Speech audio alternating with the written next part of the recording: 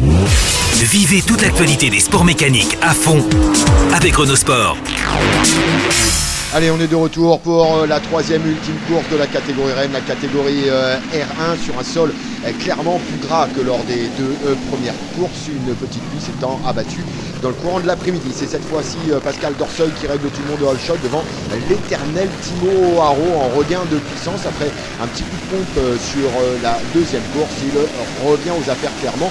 Il n'aura pas encore gagné de course sur les deux premières disputées ce jour-là. Excellence donc en tête devant l'inévitable Pascal Dorseuil. Dans leur roue, à ces deux hommes, on retrouve Guillaume Baillif ainsi que Stéphane Ferdinand et évidemment Laurens Gauthier.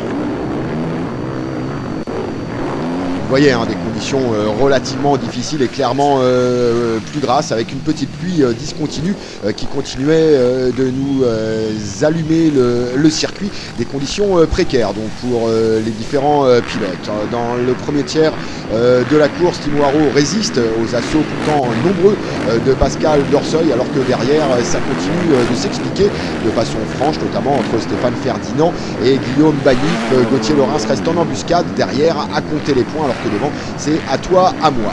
Sur ce coup-là en bas de circuit, c'est Irshad Nakouda qui commettait une petite faute. Il lui faudra quasiment un tour des hommes de tête pour remonter et parvenir à repartir.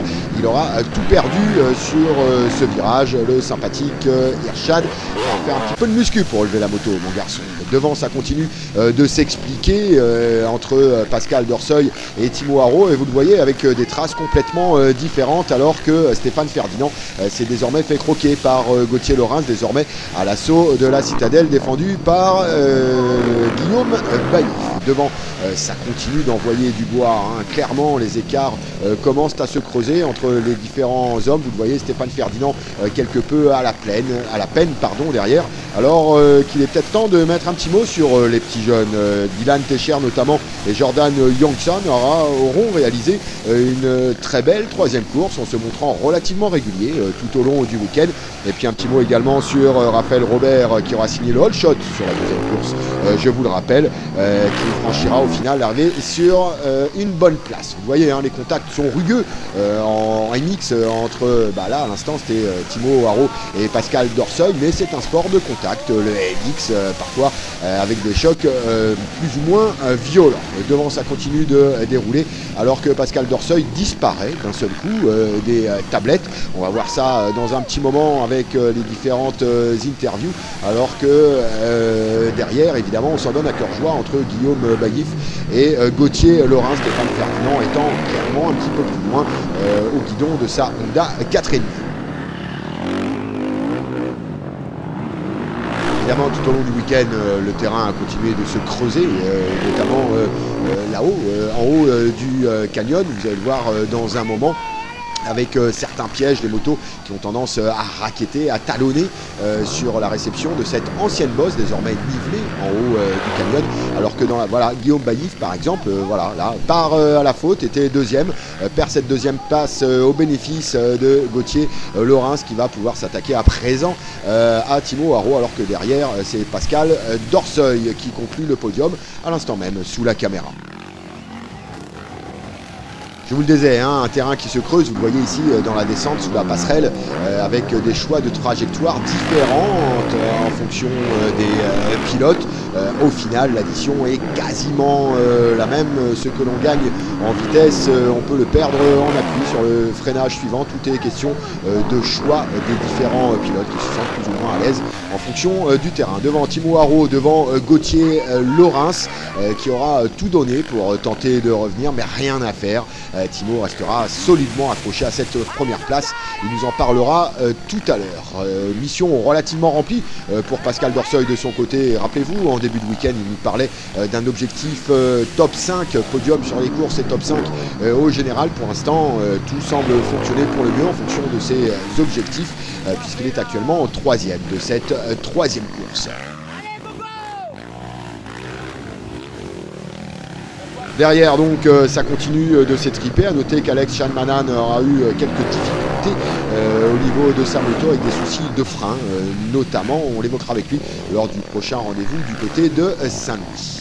Devant, vous le voyez, hein, les écarts sont relativement faibles, mais Thibaut reste devant Gauthier Laurens, alors que Pascal Dorsoy est relativement isolé à la 3e place. Derrière, ça va se bastonner pour les 18 points, la 4e place entre Guillaume Baillif et Stéphane Ferdinand, alors que le résultat final de la course défile sous nos yeux.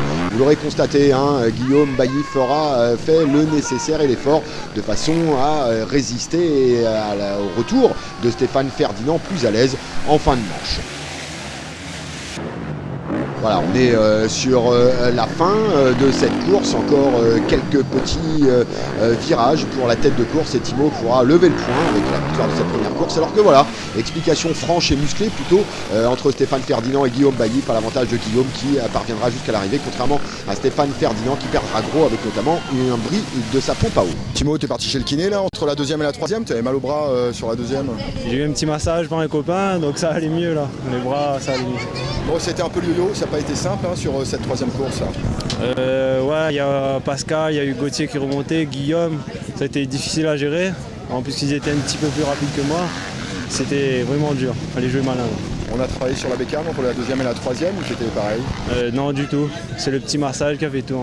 C'est qui le copain en question? Là, Sébastien. Bon, c'est un bon week-end globalement pour une reprise pour toi là? Ouais, très bon week-end, on commence bien l'année et j'espère que ça va aller de mieux en mieux. Non, mais bon, je suis resté derrière Thibaut, j'ai doublé 2 fois, il est revenu au contact. C'était assez chaud, j'avais plus de tir-off. Et au moment où je double, j'ai hésité à enlever mes lunettes dans un passage très technique, j'aurais pas dû le faire. Et au moment où c'est trop tard, je veux reprendre, je suis arrivé trop haut dans le virage, je glisse bêtement. Non, bêtement. Mais sincèrement, je pense pas que j'aurais pu tenir la manche. J'avais pas d'avant-bras avec la chute de Gauthier en première manche. Là, je te jure, j'ai pas de force, donc la coach, je pouvais même plus l'enquiller, donc c'est même pas la peine.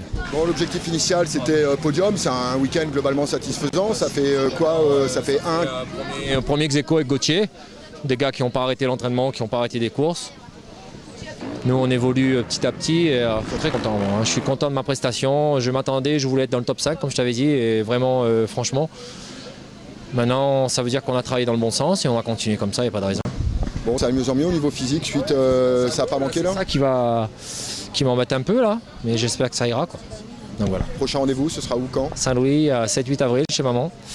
Donc je vais essayer de me dégager un peu de l'organisation pour me concentrer sur mon début de championnat. Donc ouais, on essaiera de faire une belle course déjà pour les autres et aussi une belle course pour moi aussi. Donc, Ce sera un circuit comment? Tu l'as déjà intuité façon SX ou Le même que tous les ans les gens connaissent. On va essayer d'améliorer un peu les tables et ça va être un typé. Non, ça va rester pareil.